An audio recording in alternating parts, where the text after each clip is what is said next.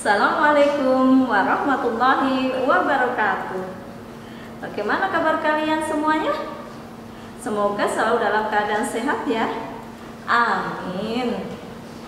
Nah anak-anak, alhamdulillah ya, kita bisa bertemu kembali dalam pembelajaran hari ini, pembelajaran daring ya. Anak-anak masih sabar di rumah kan? Kita mesti sabar ya anak-anak ya. Nah anak-anak, sebelum kita belajar, marilah kita berdoa terlebih dahulu. Silahkan diangkat kedua belah tangan kita. Kita baca doa sebelum belajar. Bismillahirrahmanirrahim. Rabbi zidni ilma warzuqni fahma. Amin. Sebelum kita belajar, guru akan menyampaikan tujuan pembelajaran hari ini. Yang pertama, menggali pengetahuan baru yang terdapat pada teks non-fiksi. Yang dimaksud teks non-fiksi itu teks nyata anak ya. Jadi ini bukan khayalan karena non. Kemudian menggali pengetahuan baru itu pengetahuan yang belum kalian temukan nanti dalam suatu cerita ya. Yang kedua, memahami makna hubungan simbol dengan sila-sila Pancasila. Dan untuk hari ini kita akan membahas tentang makna simbol sila keempat. Pengetahuan baru dari cerita Jane Henry Dunant. Silakan nanti dibuka halaman 17 ya. Di sana ada cerita tentang Jane Henry Dunant.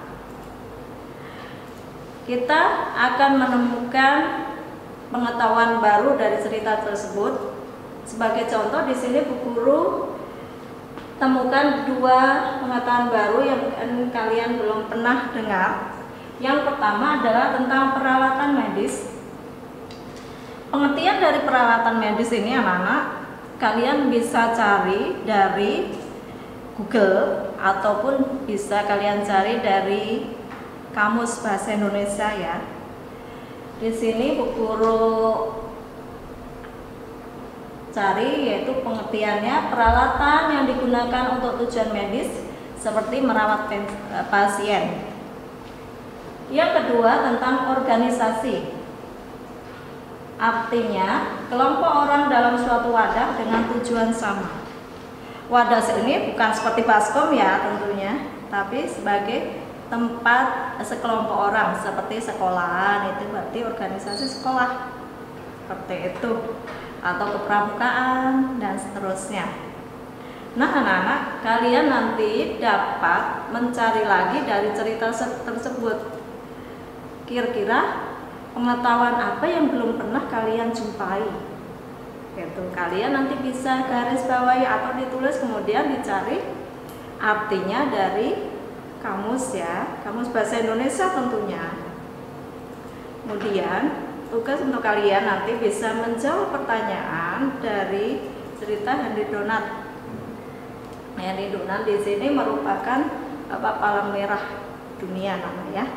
Nanti di sana dicari, kemudian kalian bisa mencari artinya dari kamus. Kemudian yang selanjutnya kita akan belajar tentang makna sila keempat. Sila keempat bunyinya bagaimana anak-anak? Betul, kerakyatan yang dipimpin oleh hikmat kebijaksanaan dalam permusyawaratan perwakilan. Simbolnya apa ya? Kepala banteng, betul. Kenapa kepala banteng? Maknanya apa sih kepala banteng? Banteng itu adalah jenis hewan yang suka bersosial, hidupnya itu berkelompok. Jadi dengan berkelompok itu akan menjadi kuat. Itu maknanya ya, maknanya makna dari simbol itu. Kemudian makna secara keseluruhan yang pertama adalah satu, setiap warga negara mempunyai kedudukan, kewajiban dan hak yang sama. Hak yang sama, kewajiban dan hak yang sama di mata hukum. Anak-anak ya. Jangan lupa. Kemudian yang kedua, tidak boleh memaksakan kehendak pada orang lain. Tuh. Yang ketiga, mengutamakan musyawarah dalam mengambil keputusan untuk kepentingan bersama.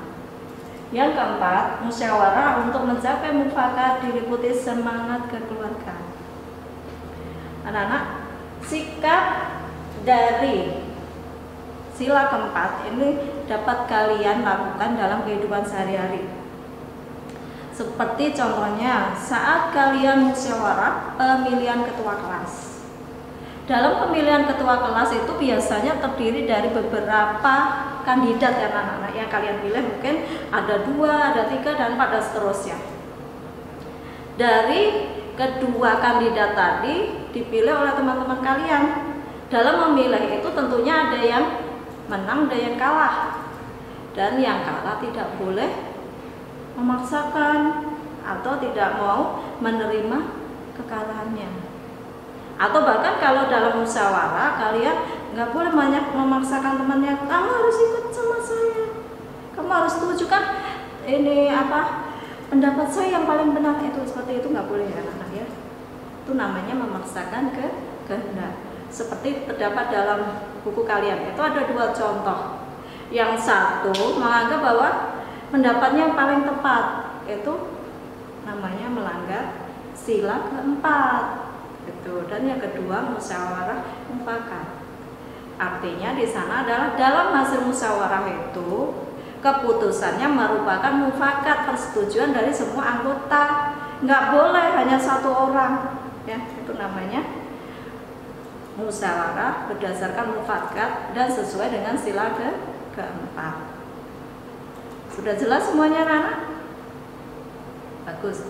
Kalau sudah jelas, nah tugas kalian silahkan nanti dikerjakan halaman 15 nomor 1 sampai 3. Kemudian buatlah kalimat tanya dari teks halaman 17. Ya anak-anak ya. Jangan lupa tugas kalian silakan dikirim ke Bapak Ibu guru kalian.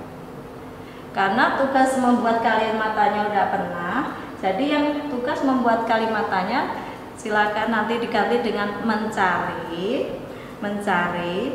pengetahuan baru atau kata-kata sulit yang terdapat dalam halaman dari teks halaman 17 ya anak-anak. Artinya apa? Silakan nanti dicari di kamus kalian ya, kamus bahasa Indonesia. Kalau kalian nggak punya, boleh cari di Google ya. Biasanya gitu ya anak-anak ya. Di Google ya anak ya. Saya rasa ini aja untuk pertemuan hari ini. Semoga kalian bisa memahami. Kita akhiri dengan membaca hamdalah bersama-sama. Alhamdulillahirabbil alamin. Wassalamualaikum warahmatullahi wabarakatuh.